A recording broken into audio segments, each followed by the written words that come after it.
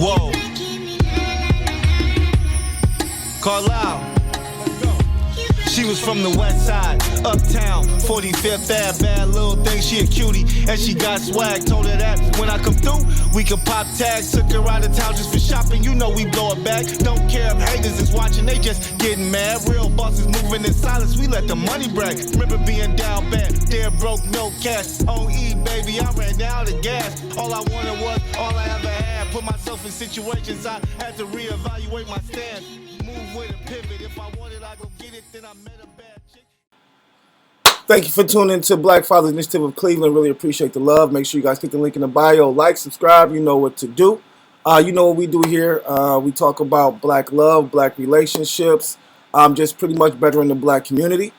My name is Alan, and this is my page. So, I haven't posted in a while, but I had to post about this because I've been getting a lot of people talking about it and asking about it. So I want to give, my thoughts on this situation, as well as on Ebony K. I don't know her personally, but I have seen her on numerous different platforms. And for me, Ebony is like, she's hit or miss. Like sometimes she can say some things where you'd be like, oh, okay, all right, yeah, okay. But then she can also say some stuff where you'd be like, what the fuck? Like, are you serious? So I think this was one of her are you serious moments. You know what I'm saying? Like, what, are you serious? Like, really? But I think the backlash itself, because when I first heard this, it reminded me of Kevin Samuels. Like, honestly. Like, she sounded like a male Kevin Samuels. Like, I mean, a female Kevin Samuels. Like, her mentality is that of, she wants a high-value man, in so many words. She feels as though she's a high-value woman, right? So, I can understand that. But like I stated, she really reminds me of Kevin Samuels because of the way she talks about the situation and the whole bus driver thing. So let's get to it. This is the first interview. This is where it all came from. This is when she actually says the stuff about the bus driver. They went very viral for very good reason. You said that women are being trained to be men in skirts. I will acknowledge, I will say I was triggered. I was a hit dog. Now, first and foremost, I want to say that women aren't being trained to be anything. Like, I don't think women are being trained, because in order to be trained, there has to be somebody training you. I don't think there's anybody out there training black women to be, strong, independent, masculine women. Nobody's training women to be that. I think a lot of women are choosing that option because they can't find a man. I feel like a lot of women are out here doing all these things, and ain't nothing wrong with the things that they're doing. All these, going to school and getting all these degrees and getting all these bachelors and stuff like that, and trying to be, the most educated in all these things. There's nothing wrong with that. But I would say that has nothing to do with training, in my opinion. That's more so of just personal ambition and personal goals in life. As well as, I feel like when it comes to women, black women, let's just say, when it comes to not all black women, but a lot of black women, I feel like they do a lot of, when they're, doing all this work and, going to school and doing all this and getting all these degrees and all this stuff, I feel like that is their way of, I want to say, because in my opinion, when you're a single woman, you don't have a man, then you have a lot of free time on your hands because you don't have a man. You don't have nobody to do nothing with. You Unless you kick it with your girls, which most women really, they have girls, but they ain't kicking it with their girls like they would kick it with a man. And I feel like women feel like, since I don't have a man or since I am single, then I'm just going to focus on myself. And I'm just going to focus on bettering myself and being a better woman. Not being a better woman for a man, just being and when I say a better woman, I guess you say a more financially stable woman. How about that? I ain't going to say better because she don't have a man, but, she's better because she's more financially stable. She got more degrees. They're, like she said, they're buying houses and stuff. She has a house and things of that nature.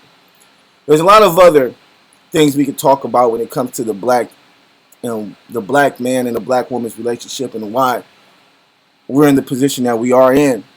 But I would say that it's definitely, I don't think it's about brainwashing more than it is, of course, about white supremacy and about them making sure that they put black women in positions to make sure that they stay ahead of their black men. And once again, now that I would say it's racist and it's racial and has something to do with white supremacy. But let's get back to it. My bad. And I holler to the entire production team to get you here today, because I actually think you're right. I think you're right, Ayanla. I do think that I'll just speak for myself vulnerably.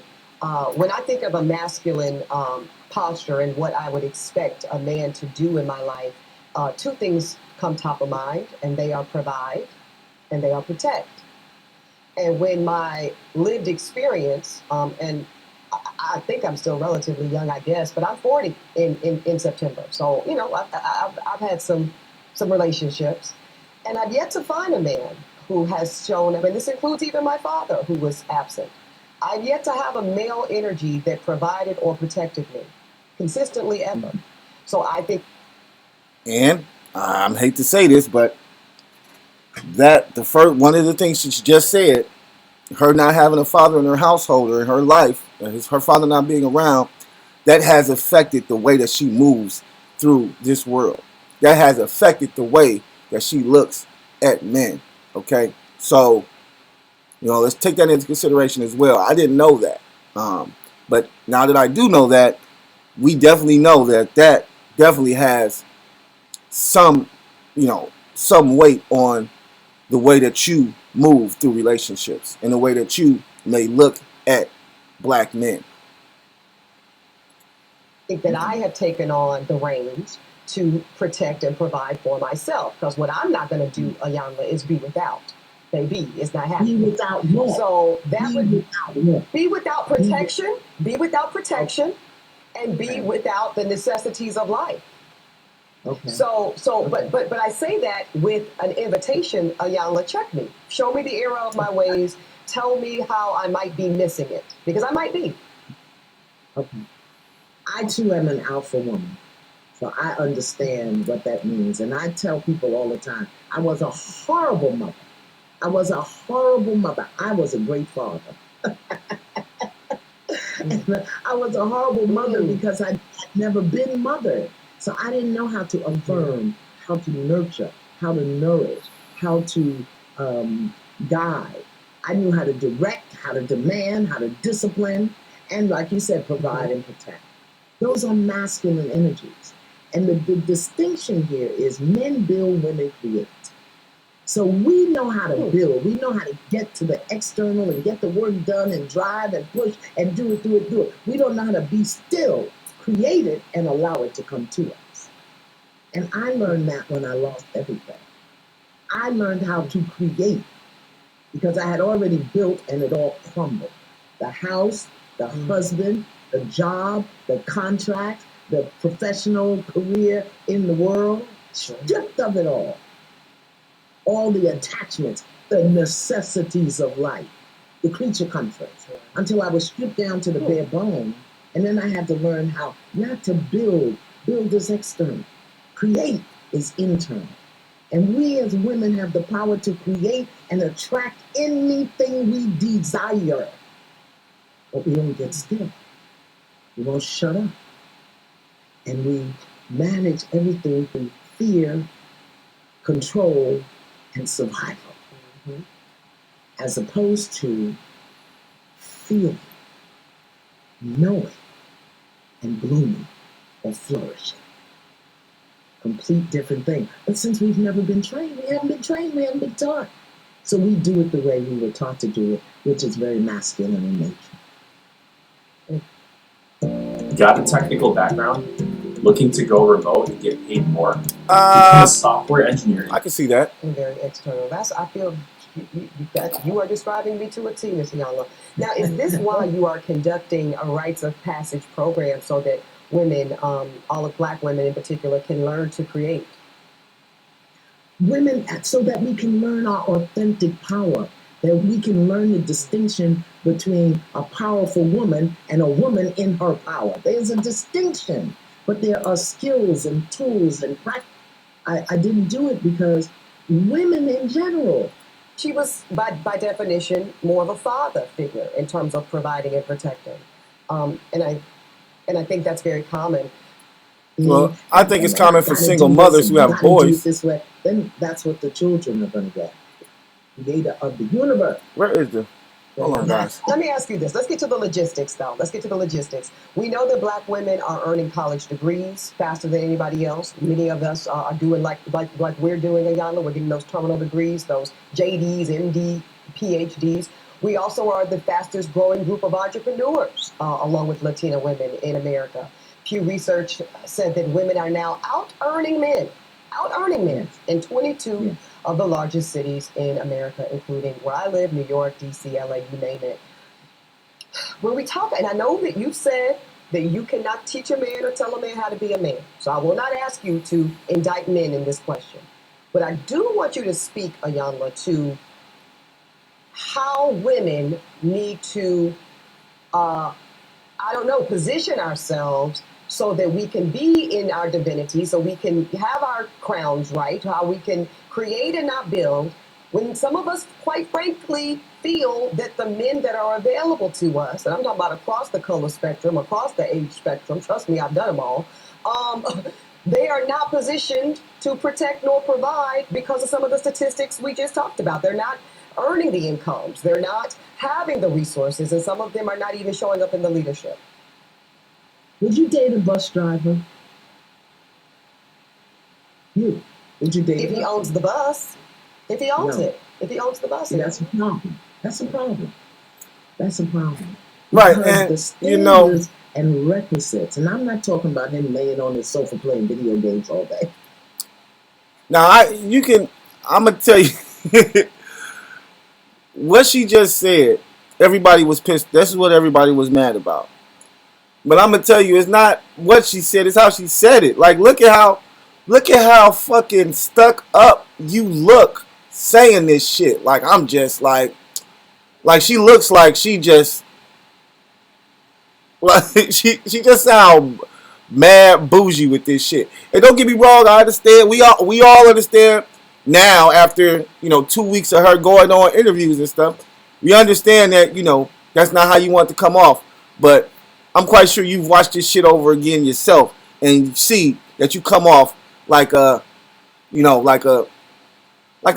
Like you come off like a bougie bitch. Like, let's just keep it a buck. You know what I'm saying? So that's why people like, oh, who the fuck is you? Like, what is you talking like? And once again, this isn't my first time watching her. She's been on a couple different platforms. The last platform I remember watching her on was, I believe it was called State of the Culture with Joe Budden. And then it was like 2 other people on there with her. And it seemed like I say, sometimes she was hit and miss. Sometimes she would say some stuff and you'd be like, oh, okay, okay. Then most of the time she would say stuff where you'd be like, man, what, really? Like, that's how you feel? So, yeah, you came off mad bougie with that one. No. Does he own the bus? No, you could have said something different than that. You could have just been like, well, he's a bus driver, then yeah, I would date a bus driver. I would definitely want him to, be more ambitious than just wanting to be a bus driver unless he's making, $100,000 a year or something like that. But, yeah, I'll date a bus driver. The whole, does he own the bus? That was that wasn't called for. But that's her. That's how she feels. That's the type of woman she is. And that's why people came at you like, what? And then there's something else about her that people pointed out that I'll get to in a second. Actually, DJ Envy blew out on her yesterday. I know she was mad about that. If he owns the bus. If he owns it. Look at her. Look how bougie she looks. How bitchy she looks. That's look, is she? Because the standards. But she knew. And I'm not. She knew. In my opinion, now that I watch it, it looks like she knew what she just said was about to blow her up on the internet. Look at the way she looks. She like, if she on the bus, watch this shit, nigga. I'm going up. Watch, I'm going up. They be knowing what they doing, man. It's politics, media. They know what they be doing. Talking about him laying on his sofa playing video games all day. I'm not talking about that. But the standards and the criteria that we use to measure men is off for who we are as women and who they are in this society. Is that exactly what Kevin Samuels used to say? Can somebody, can I get a witness? Is this exactly what Kevin Samuels used to say? Okay? He used to say this about women as well as about men. Like, your standards are, like, if you're looking to have a strong black family and to build that black family mentality back up, you can't be thinking like her. Like, if you think like her, then we're doomed. You know what I'm saying? You got to think, I'm not going to say like Ayana, but you have to be more on that side. You have to be able to, and this is what I've seen, just, being out dating as well. It's like women don't value black men, right? And the reason I say that is because I'll give you an example. I had a young lady that I was talking to, and we were conversating about her nephew who had just graduated high school, right? Her nephew was raised by her sister, who is a single mother, right? So we're talking about her nephew, and she's saying how dope her nephew is. I'm glad, she's like, I'm glad he graduated. Sometimes we didn't know, but I'm glad he got through it and he finally graduated. It's dope. And I'm like, oh man, that's great. That's awesome. I'm like, so he, it's just him and his mom? And he like, yeah, it's just him and his mom. But, he got, he had his uncles, he had his grandfather, he had this, that. So, because his father wasn't around, but he had his uncles, he had his grandfather, he had some strong men around, some strong black men around him while he was in school. So I say, oh, okay, so he had some black men around him too. I'm like, oh, that's dope. So yeah, I'm like, yeah, him getting up out of school and, graduating, that's dope. And I'm quite sure, this is what I said. I was like, and I'm quite sure that the men that, are around him, or that, his grandfather, his uncles and stuff, I'm quite sure, they were, somewhat of an effect on him going to school and graduating and stuff like that. She said, nah, they wasn't. I said, what you mean? I said, well, was they around? Did they talk to? Did they see him? They're like, yeah, they see him all the time. Yeah, they see him every day. They all live in the same area. But I'm not going to say that they had anything to do with him, going to school and graduating and stuff like that. That was all his mama. And I'm like, well, I will agree with you to say that it was his mama because he lived at home with his mama. But as a black man, I can tell you that the influence of other black men is a positive thing for us, and it helps us to be better men when we grow up. It helps us to go to school and get good grades and things of that nature. She literally argued me down like, no, the man didn't have nothing to do with him, going to school and being a good guy. So I said, well, so at this point in time, and I literally said this to her, I said, so at this point in time, you're telling me that there's no value in black men being in his life. Like, they didn't add any value to his life. They just there. Yeah, pretty much. That was the last conversation I had with her. But what I'm